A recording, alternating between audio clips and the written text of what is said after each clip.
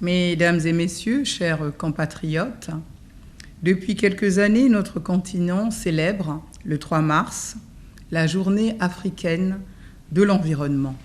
Cette journée a été instituée en 2002 par l'Organisation de l'Unité africaine afin de sensibiliser le public sur les enjeux et défis environnementaux urgents auxquels le continent africain est confronté.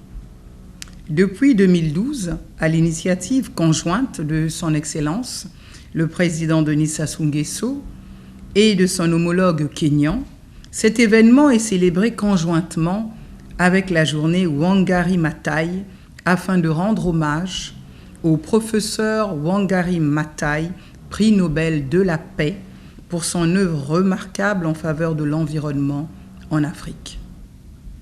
Figure emblématique de la lutte contre la déforestation en Afrique, Wangari Maathai fut leader du mouvement de la Ceinture verte, une organisation non gouvernementale qu'elle a créée en réaction au phénomène de déforestation et d'érosion des sols au Kenya. Pour marquer son attachement aux valeurs qu'elle défendait, Wangari Maathai, qui s'est éteinte le 25 septembre 2011, a été inhumée dans un cercueil confectionné avec des bambous et des lianes afin de respecter la demande faite à sa famille de ne pas couper d'arbres pour le fabriquer. Les idées et les engagements de cette femme admirable portent aujourd'hui toujours leurs fruits.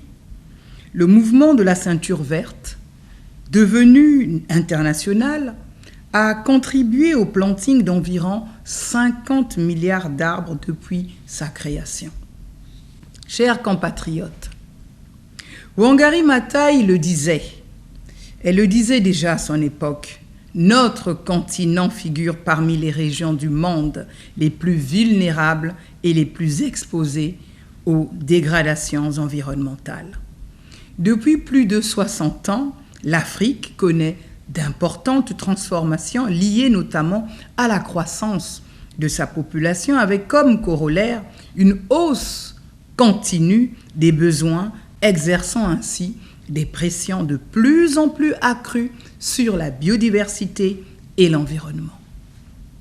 Ces pressions sont à la base des nombreux défis environnementaux auxquels doit faire face la population de notre continent. La pollution de l'air, de l'eau et des sols, la destruction des habitats naturels, la perte de la biodiversité et le changement climatique sont autant de problèmes auxquels notre Afrique est exposée de façon d'autant plus disproportionnée qu'elle est, comme chacun le sait, le plus faible émetteur de gaz à effet de serre de la planète.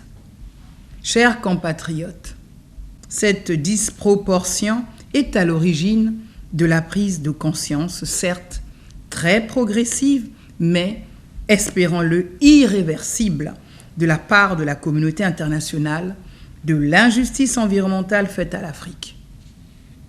L'accord de Paris de 2015 prévoyait au profit des États en développement, notamment africains, une mobilisation financière de 100 milliards de dollars par an à partir de 2020 afin d'aider ces États à s'adapter aux effets du réchauffement climatique.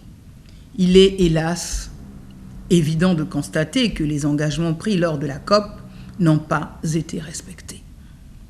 8 ans plus tard, la 28e COP s'est tenue à Dubaï, aux Émirats arabes unis, a cependant marqué un pas positif sur le long chemin qui mène à la justice climatique, puisqu'un fonds pour les pertes et dommages destiné à aider les pays en développement à lutter efficacement contre les effets des changements climatiques a été approuvé.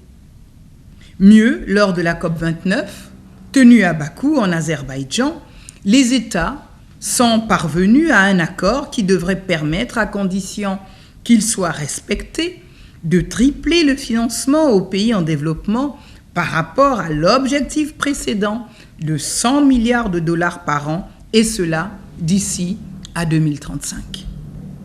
Comme on le voit, les appels répétés à la mise en place d'un nouvel ordre environnemental mondial, lancés par les États en voie de développement, rencontrent de plus en plus d'écho à travers le monde et sont pris en compte dans l'agenda international.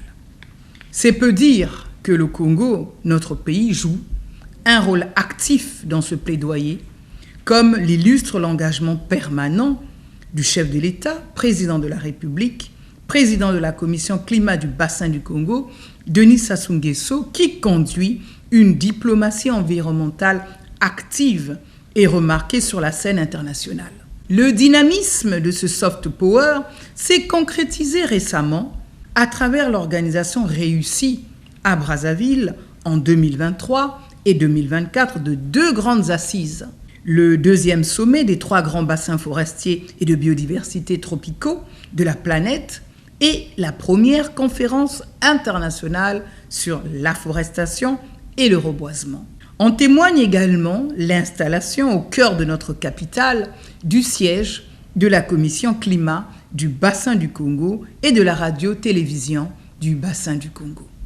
Chers compatriotes, notre pays n'est donc pas en marge des enjeux environnementaux liés à l'Afrique. Nous sommes liés à ce continent par le même destin et nous partageons tous les mêmes peines et les mêmes joies. Les phénomènes environnementaux nous concernent tous sans exclusif. L'environnement, n'ayant pas de frontières, seule une approche intégrée et régionale peut nous amener à préserver au mieux ce que nous avons en partage, la nature. Il est certes vrai que nos États sont en quête légitime et permanente de développement, mais il est possible et indispensable de combiner les enjeux du développement économique et ceux de l'environnement grâce à une politique de développement durable. À cet effet, les efforts de croissance économique et de justice sociale ne doivent pas occulter l'impérieuse nécessité de préserver l'environnement. La gestion durable de l'environnement est fondamentale pour l'atteinte de la sécurité alimentaire, de la paix, de la durabilité des infrastructures et de la stabilité sur le continent africain.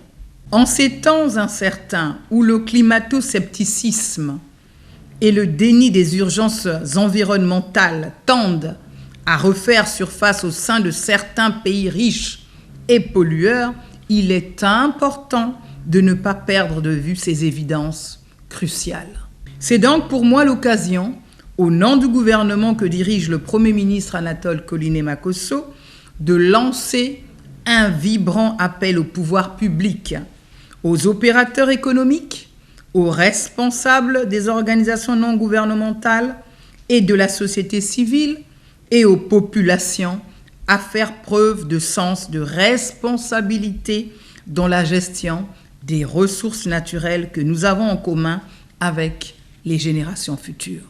Sous le leadership du président de la République, Denis Sassou Nguesso, premier écologiste du bassin du Congo, nous devons montrer à l'Afrique l'exemple d'un pays respectueux de l'environnement et servir de modèle à d'autres peuples sur le continent. Nous devons à cet effet améliorer encore notre propre gouvernance environnementale à travers une appropriation par tous de la responsabilité environnementale. L'environnement nous engage tous, responsables administratifs, chefs d'entreprises nationaux et étrangers œuvrant au Congo, opérateurs de notre sol et de notre sous-sol, agriculteurs, citoyennes et citoyens conscients.